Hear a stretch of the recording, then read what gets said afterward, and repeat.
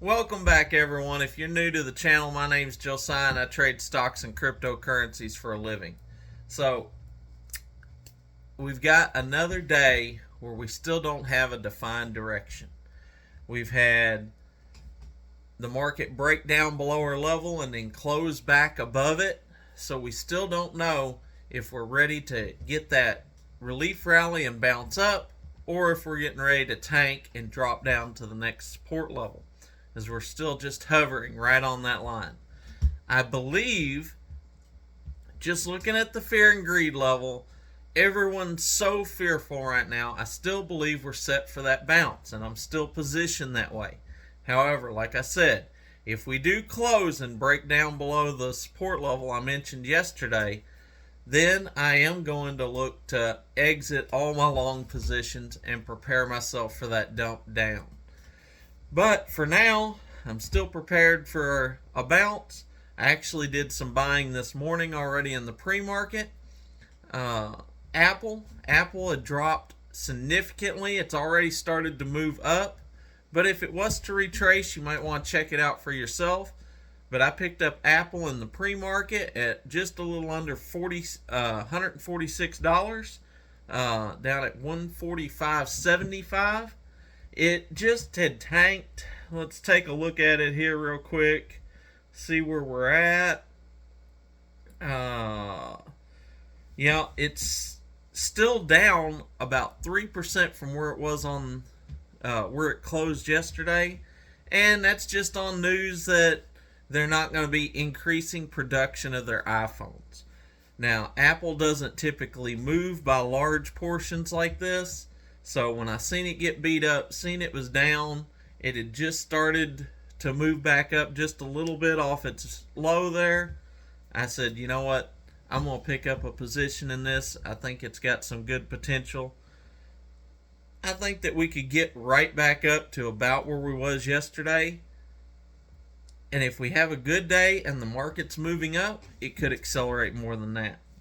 Now, SoFi yesterday, I told you I took a little bit of a loss on my Signature Bank position and moved that money over into SoFi because I believed SoFi had a bounce.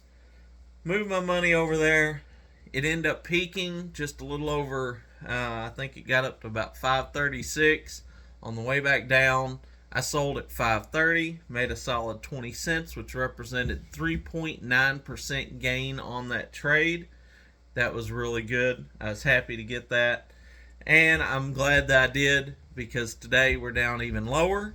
So I'm going to wait. I'm going to see how the market opens, see which direction it looks like we're going to make, honestly, before I put that money back into anything. But I am happy. We've got our Apple position. We're still holding our QYLDs. We've got our VIX shorted, which honestly right now is burning me. But I'm going to hold it because unless it just explodes and we get that break below, I'm not going to concern myself too much with it, because even though I'm down pretty significant right now, I know that we could get a reversal any moment and bring that back positive. If I do get burned, it happens. It is part of the game. No one bats 1,000, I can guarantee you. And even though normally I mitigate my losses far more than this, normally I would have already exited out. I've just been so convinced that we're set up for a bounce in the market that I've held on to it. And I'm going to do that until I see a defined break. So that's what I'm doing today. I'm going to keep this video short. Got a lot going on today, but I want to touch base with you and let you know, if you're looking at your portfolio, you're in the red, just take a breath. Sometimes the best thing you can do is to slow down, and the most important thing you can do, what I always tell you on this channel, is don't get emotional. If you're looking at your account and you're crying, you're getting emotional over it. You haven't lost anything until you sell it, and that's why we only put money in the market that we don't need to have back. Now, I'm not saying that you never put money into the market that maybe you can't afford to lose, because I can't afford to lose any of my money. I never have. I worked hard to get it. I don't want to lose any of it. But I don't put money in the market that I know I need to pull out to pay rent.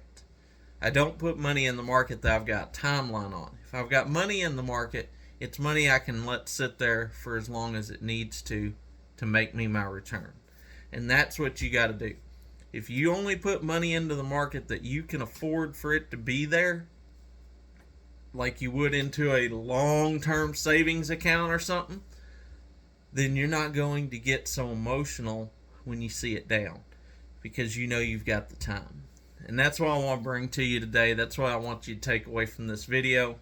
Go check out Apple if you're not in it, and let's just cross our fingers. We get a bounce. We dropped below that line yesterday and still closed above it. So maybe that's the strength telling us that we are going on this little bit of a relief rally that I'm expecting, and see where we go from there. Till next time, be blessed, and remember, never trade with your emotions. Always trade by the numbers.